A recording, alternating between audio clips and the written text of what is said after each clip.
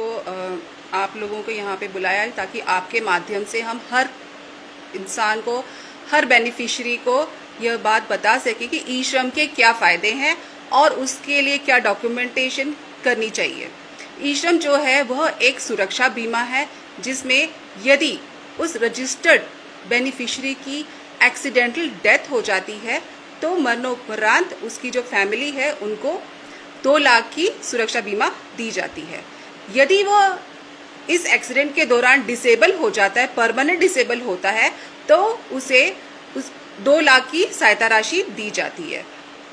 Otherwise उसे 1 लाख रुपए as temporary disability के लिए दिया जाता है।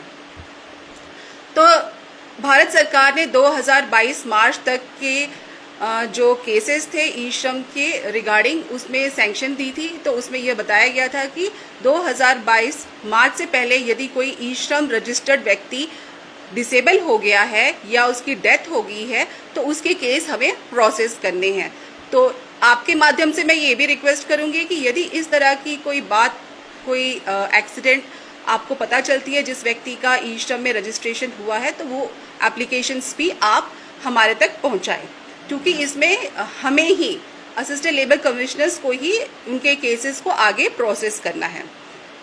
अब मैं आगे बढ़ते हुए यह बताना चाहूँगी कि जब हमने इन डेटा को प्रोसेस किया तो उसमें यह पाया कि बहुत सारे ई श्रम रजिस्टर्ड व्यक्ति जो हैं उन्होंने ये बात छुपाई हुई है या लिखा हुआ है कि उनका राशन कार्ड नहीं बना हुआ है। तो मैं आप लोगों से ये अनुरोध करती हूँ कि आप अपने नज़दीकी TSO ऑफिस में जाएं या असिस्टेंट लेबर कमिश्नर के ऑफिस में आएं और वहां आकर अपना ई श्रम कार्ड को अपडेट करवाएं और यह बताएं कि आपने राशन कार्ड आपका बना हुआ है या नहीं बना हुआ है।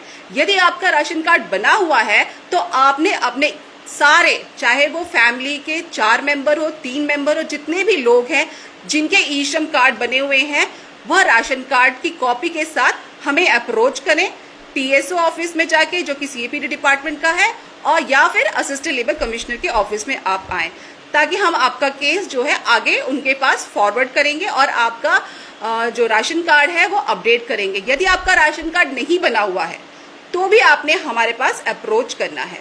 कई बार ऐसा देखा गया है कि ई श्रम कार्ड बनाते वक्त जो फैमिली मेंबर्स हैं उन्होंने शायद अपने दिमाग में इस बात को रखा कि उनके जो उनके हेड ऑफ द फैमिली है वह भी ई श्रम कार्ड उनका भी बना हुआ है या बना रहे हैं, तो सिर्फ उन्हीं का ही डालना है कि हाँ उनका राशन कार्ड बना है और अपना नहीं उन्होंने बताया है।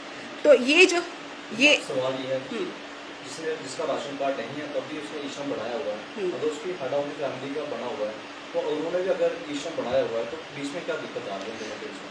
नहीं, उसमें कोई दिक्कत नहीं आ रही। यदि उसका नहीं राशन कार्ड बना है तो उसमें क्या है कि उन्होंने हमारे पास या CAPD डिपार्टमेंट के पास जाना है और अपना नाम उसमें ऐड ऑन करवाना है, क्योंकि फिलहाल बाइफरकेशन वाली एप्लीकेशंस की हम यहाँ बात नहीं कर रहे हैं। हम कह रहे हैं कि जिनके ऑलरेडी राशन कार्ड बने हुए हैं या राशन कार्ड में उनके नाम चढ़े हुए हैं, उन्होंने ई श्रम में यह बताया है कि उनका राशन कार्ड नहीं बना है। तो यह एक गलत इंफॉर्मेशन है, क्योंकि ये आगे चलकर जब हम इनकी एप्लीकेशंस को प्रोसेस करेंगे तो उसमें हमें दिक्कत आएगी इनको बेनिफिट्स देने में, क्योंकि यह आधार कार्ड से लिंक है। तो हो सकता है कि दूसरी सरकारी योजनाओं में भी इनको परेशानी आए। तो इसीलिए मैं अनुरोध करती हूँ कि हमेशा सही इंफॉर्मेशन भरे और जहाँ तक हो सके कोई भी इंफॉर्मेशन ना छुपाए।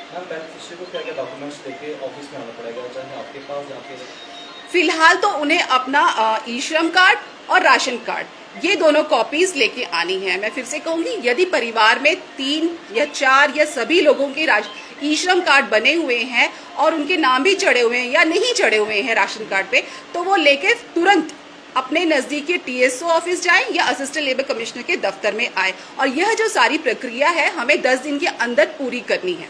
इसके अलावा कितनी दिक्कत आई है कि लोगों ने अपलोड नहीं किए हैं, कोई संख्या है उनकी बता सकते? रियासी के जो है कोई 5000 के ऊपर नंबर्स हमें दिए गए हैं, जिसमें CAPD डिपार्टमेंट ने ये देखा कि 3000 के करीब जो लोग हैं उनके तो ऑलरेडी बने हुए हैं।